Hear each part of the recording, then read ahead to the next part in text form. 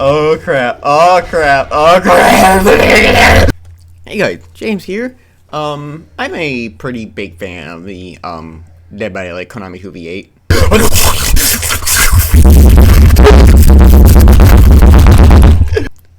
I guess more than anything, I'm happy that the mode's back at all, because holy shit did I miss 2v8. I'll never not say no to how much of a stress-free experience it is to not worry about which survivors might have boil over, or which one might be bringing flashlights, which ones have higher focus takeout, or like sometimes I'll sit in the killer queue and not even start up a survivor queue in the play while you wait thing. I love 2v8 for its killer gameplay, and I'm even more happy that two of my main got added with Dracula and Pyramid Head.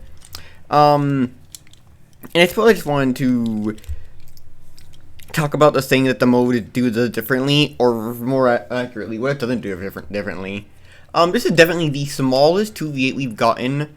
Like I would dare say the play while you wait feature itself is more of a monumental introduction than the two new killers were. And the play while you wait thing is the only change that the last 2v8 got. But like, this mode has Pyramid Head and Dracula, and that's kind of it. We didn't even get a new map. We didn't get Midwich Elementary School Ed, which I'm very sad about. And we even got a killer removed. Like, Legion isn't even playable in the mode anymore, which I have some choice words about. And there's something about Survivor being able to pick himself earlier when there's slug day, I guess, but that's whatever. I have my fun with the mode, but I do think that something about the mode is becoming more obvious with Legion removal, and that is, holy shit, why did we revert Escapist?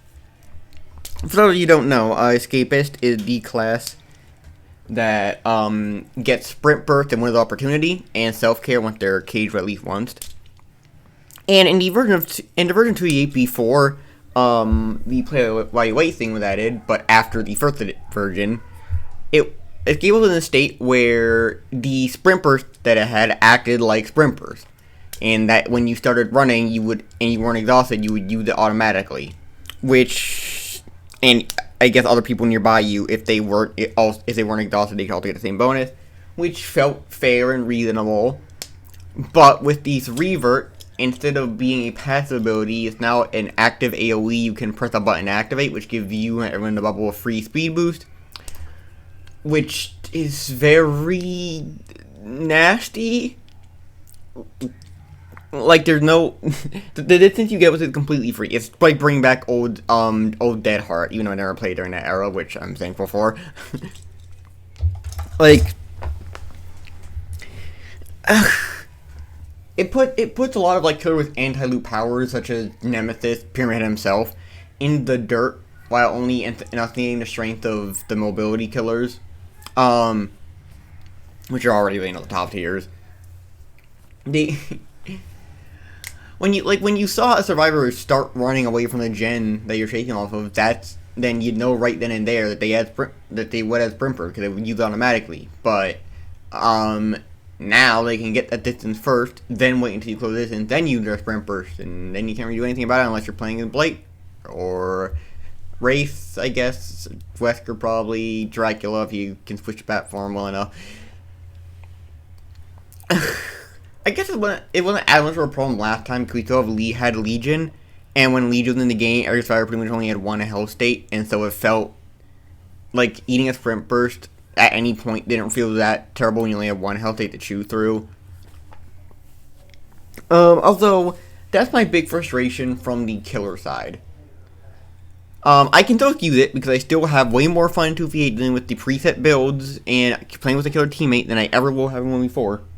But it is still, like, it does kind of feel like it sucks. I can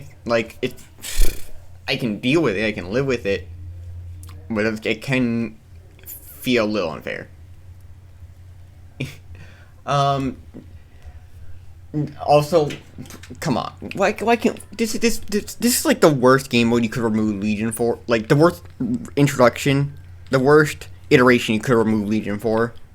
Like, come on, we have the Legion has Robbie Rabbit skins. We got Pyramid Head. Are you waiting Are you waiting to be able to add Midwich before you can add like have a full proper Silent Hill thing?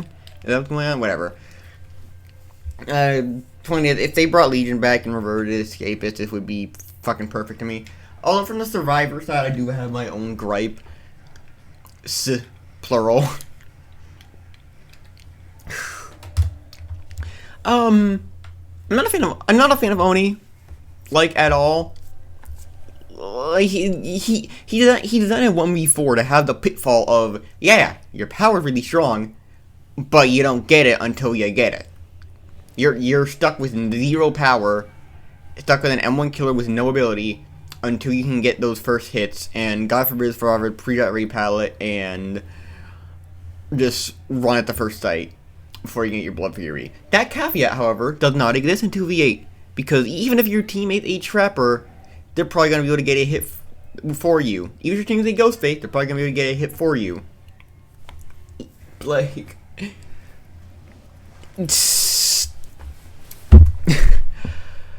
Only, and then, like, once the rampage starts, it doesn't stop. It's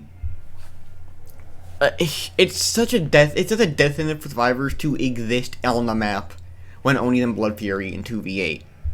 Once the power you runs out because of all the injury all the injuries and down that have been gotten, just blood everyone map for him to just get another one going again.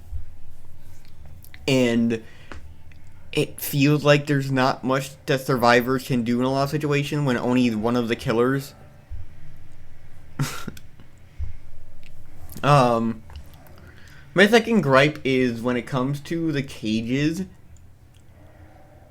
It's so difficult for survivor. It's so difficult to know when a survivor should go for a rescue because of how many survivors there are and how big the maps are. You'll see a cage and you will have no idea whether you might actually be the closest survivor to get that rescue or not. You might think, well, I'm a decent distance away, and I'm playing a guide, so it's probably better for me to stick on the generator while a medic goes get that save. But as it turns out, unbeknownst to you, you sitting on that gen in the middle of this third ward, are the closest survivor that can rescue that other survivor that got caged all the way in a corner. And they reach second stage before you realize, oh shit, I guess I gotta do something about that. And it just, the killer get free pressure from that. If it were up to me, there'd probably just be like some sort of thing where the aura of the cage is a different color if you're the closest survivor to them, which seems perfectly fair. I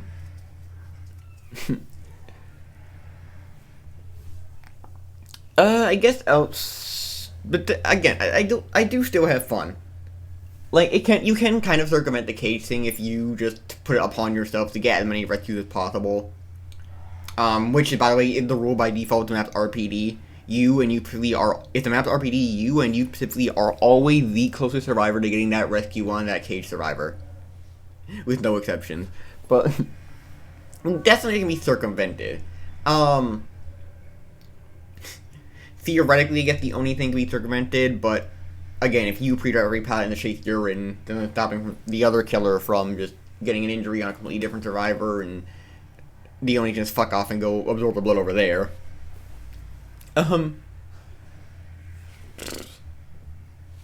With all things considered, I'm happy. I am happy ultimately that these killers are that there are new killers to play with and the mode is playable again. Dracula I think he's actually pretty well balanced out by the fact that in bat form you can't see the aura of the survivors, though I do wish vampire form was a little bit stronger, just like one extra Hellfire pillar, or like 0.1 seconds faster to charge up a Hellfire throw. Pyramid Head is lacking in the mobility department, but that's kind of his whole point. He has a pretty monstrous chase power, and he's killer with all of the aura rating that killer get passively. There are definitely some maps that they work better on than others. Them classes that they work better with than others, and some killers that they work better with than others. Pyramid Head a lot better with a mobility killer who can control the math than he is with another anti-loop killer like Slinger or Nemesis. But which I wish they would just buff Nemesis, Slinger, Ghostface already. There are in 2v8. They could some of them maybe could use some 1v4 buff, but some of the buff Nemesis in 2v8. He doesn't deserve to be so garbage. Nor did Ghostface or Slinger. All in all, I'm absolutely having fun, even if the mode does have its significant flaws. They affect others more than they affect me, to say the least. And I really just want to see the mode in a state where it's the most fun it can possibly be for everyone. That sums up my thoughts. Thank you for tuning in. I'll be playing this mode until I die.